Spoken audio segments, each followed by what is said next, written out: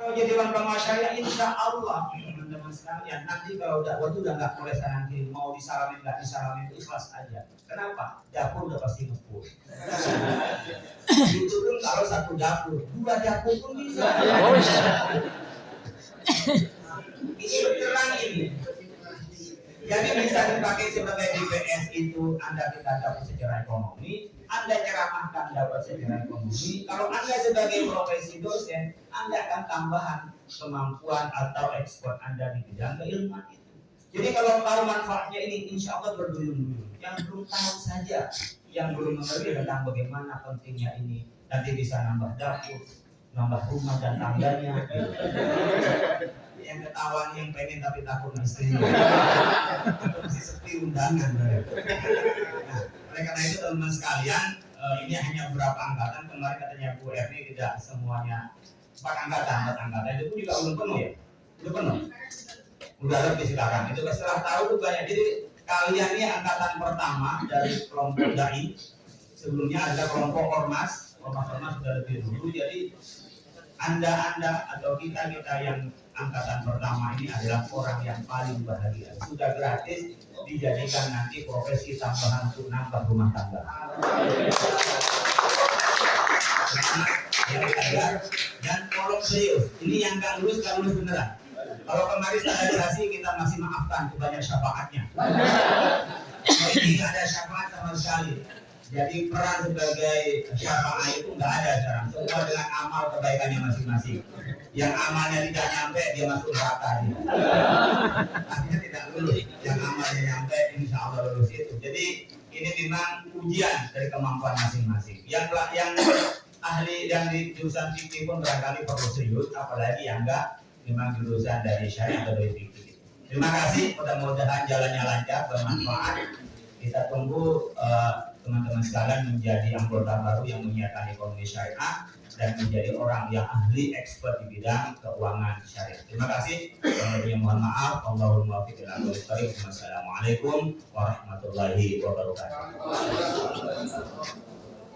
Terima kasih Pak Kiai yang telah memberikan penjelasannya untuk seluruh peserta supaya serius mengikuti kegiatan ini.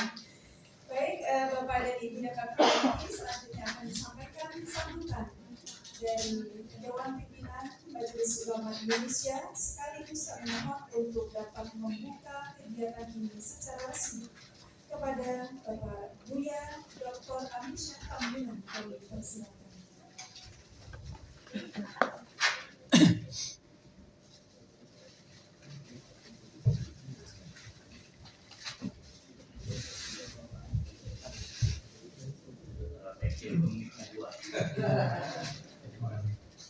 Assalamualaikum warahmatullahi wabarakatuh.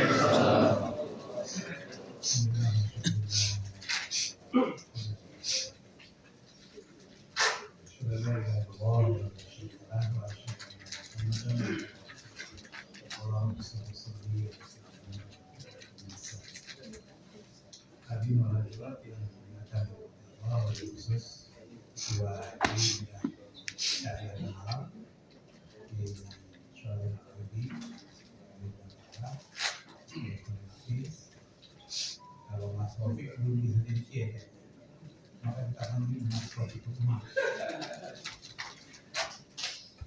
Kemudian Nadia kesekian dua kesekian yang berkenaan satu tidak halal, satu lagi tidak realisasi waktu. Mas ya, Bapak Ibu sekalian para peserta yang dimuliakan. Pertemuan hari ini merupakan hari yang sangat istimewa kepada standar SDAI dari 33 angkatan. Saudara ini termasuk yang beruntung karena diberi kesempatan untuk mengikuti pelatihan. Dan ini tidak mudah kesempatan itu. Karena itu saya minta yang menyelesaikan pelatihan ini dan seperti kata Mas tadi, memang agak sulit untuk lulus. Tapi percayalah, mencerdas kalau siapa yang sungguh-sungguh, kalau dia akan dapat. Ya kan? Kesungguhan untuk menerima, kesungguhan untuk mendengar, kesungguhan untuk mengikuti sampai jam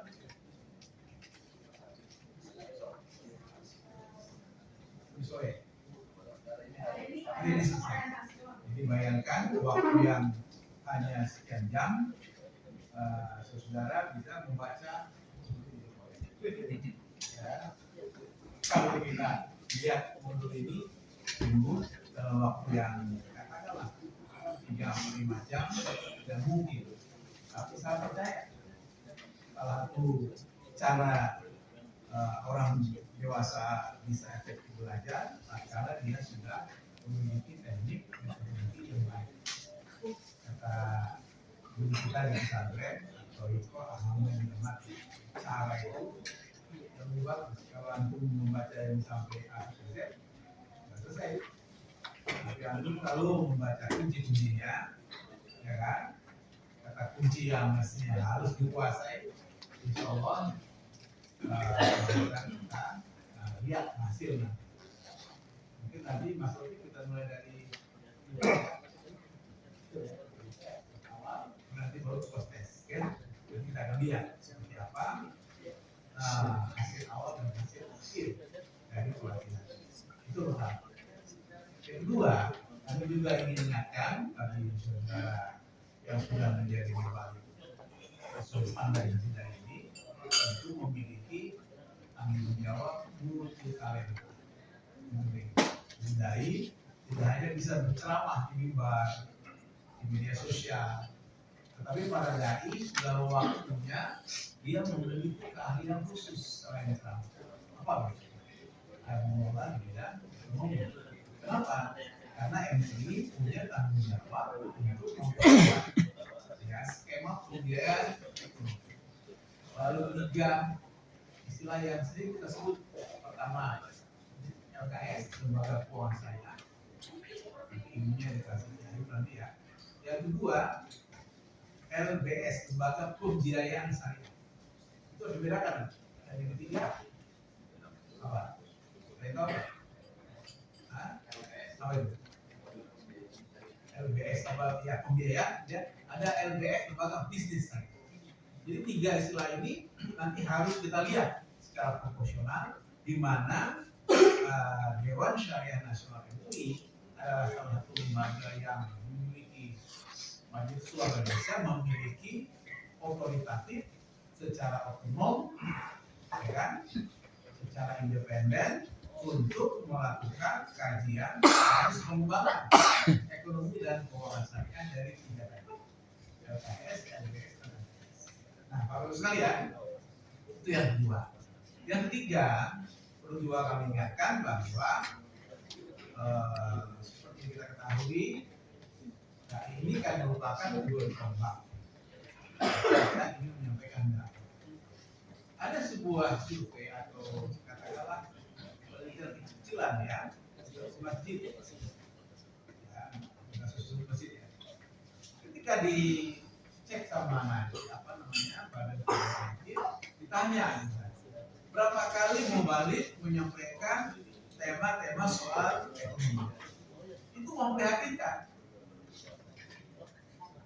Kita tidak salahkan bicara soal dan ibadah, akhlak, tapi soal muamalah itu juga penting.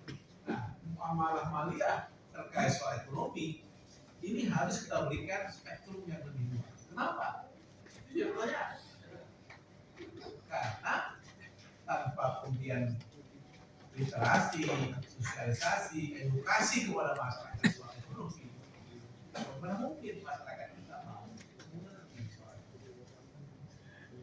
Ya, dan masyarakat kita sendiri sebagai seorang dai, ketika jarang menyampaikan bicara soal ekonomi, keuangan syariah, itu berarti bahwa literasi kita masih sangat terbatas.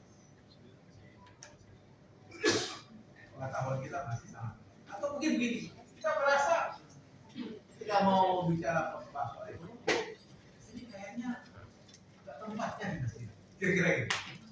Padahal kita tahu bahwa masjid itu adalah pusat peradaban, penguatan ekonomi, keumatan, tentu tanggung jawab para dai, para mubalik, para merupakan dengan keterbukaan. Kenapa? Karena kemahalan tadi.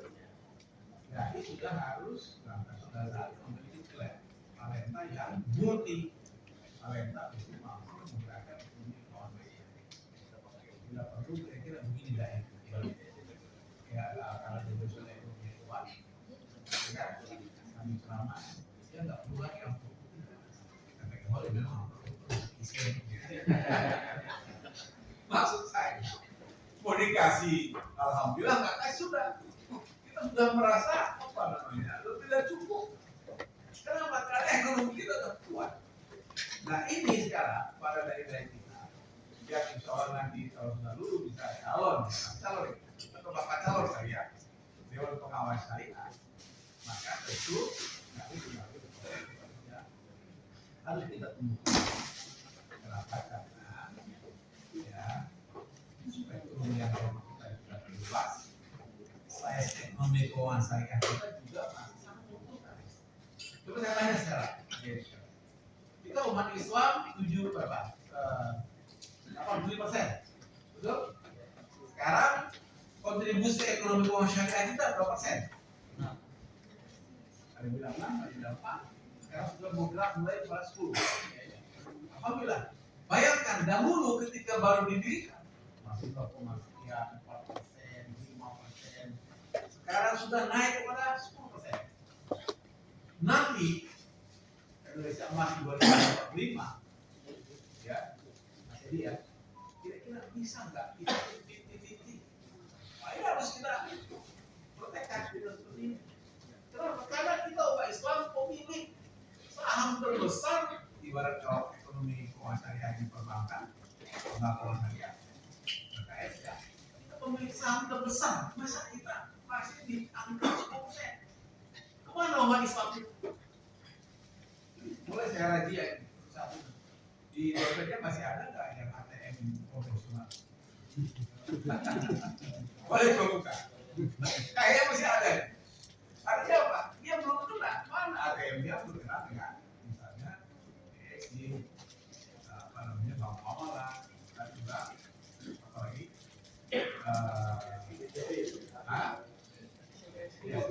Bank Muamalah, apa lagi?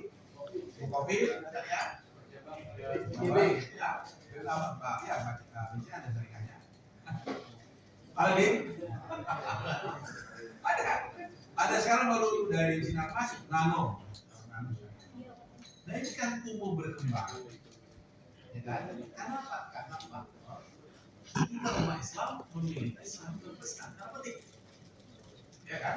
Nah supaya saham yang kita miliki bagi umat Islam karena penting, kita pelihara dengan memiliki sebuah konsekuensi yang saya sebut dengan sosial kapital. Yang sosial kapital ini memiliki trust atau kepercayaan itu penting bagi lembaga keuangan. Bahkan bukan hanya lembaga keuangan, bagi dai juga kalau sudah ada trust. Ya, harap antum diberikan panggung, betul kan? Ya, oh itu Ustaz yang nggak usah diundang lagi tuh. Sudah kehilangan trust. Itu masih mam ya? Masih mam ini ya? Ya. Oh itu masih mam. Masih mam ini mantan dari wartawan. Wartawan Pas. Bukan wartawan Kompas yang sudah hijrah. Dia sudah hijrah. Kepanya langsung dari Ustaz. Insyaallah kepanya. Dan doakan insyaallah dulu. Mas ini mantan politisi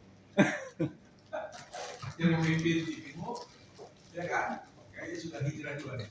Nah, apa saya? Kita tinggal keinginan semacam ini untuk penguatan ekonomi dan keuangan syariah. Gak mungkin orang lain. Tapi kita, kalau bukan kita, siapa lagi? Kalau bukan sekarang, kapan lagi? Jadi maksud saya sih harus berbuat dengan spektrum yang lebih luas. Karena apa? Karena kita dapat 80%. Pastinya sudah saatnya naik kelas menjadi 50%. Nanti insya Allah kita bertekad 2045. Jadi 2045 itu berarti 51 lagi ya. Nah, itu sejak lembaga keuangan syariah, lembaga pembiayaan syariah, lembaga bisnis syariah itu memerlukan dewan pengawas syariah. Ingat, tidak bisa jadi dewan pengawas syariah kalau belum lulus pelatihan. Karena itu persyaratan mutlak. Kenapa itu jadi persyaratan? Karena itu diuji oleh OJK. Ketika OJK menguji atau anu semua, nggak ngerti istilah-istilah undang-undang. Kalau istilah fikih mungkin sudah paham, karena saya yakin latar belakangnya sudah. Undang-undang nggak ngerti, kita hanya undang OJK, kita hanya undang-undang BI, nggak ngerti Pak, ini repot. Nah, modul yang saya sudah lihat dalam pindah pada hari ini, ya, insya Allah akan menjadikan bekal pada dasarnya, yaitu modul pelatihan dasar ini untuk menjadi bagian dari ikhtiar kita. Pertama, ya, meningkatkan kompetensi keilmuan dari para peserta, ya, supaya kita memiliki kompetensi yang sesuai standar dasar. Dan yang kedua adalah memiliki kompetensi secara metodologi. Itu dua ini kira-kira. Ya, pertama kompetensi dasar, yaitu secara substantif.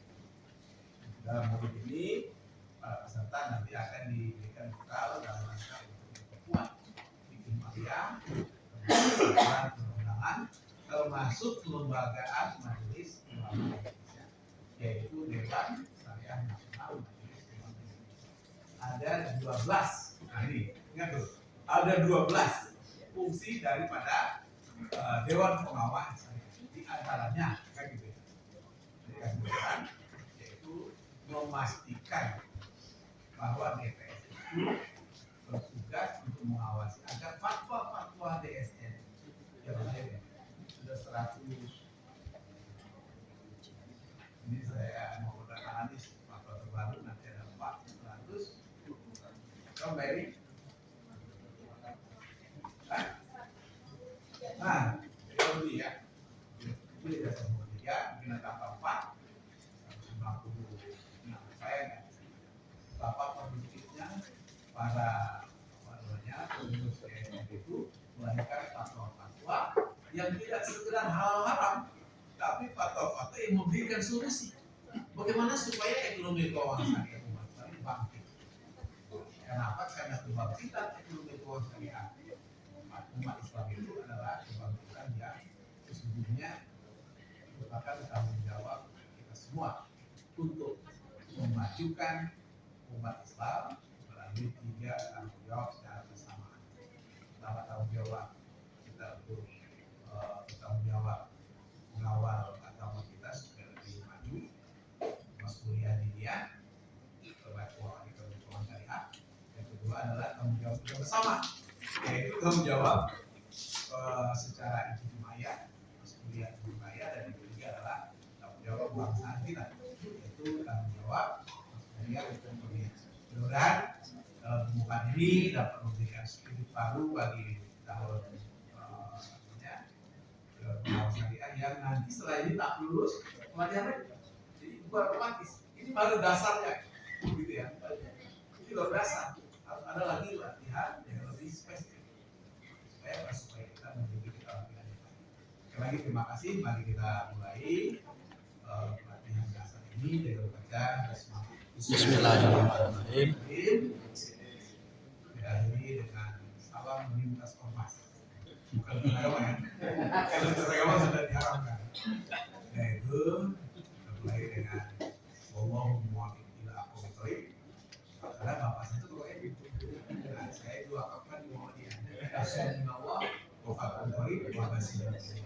Assalamualaikum warahmatullahi wabarakatuh.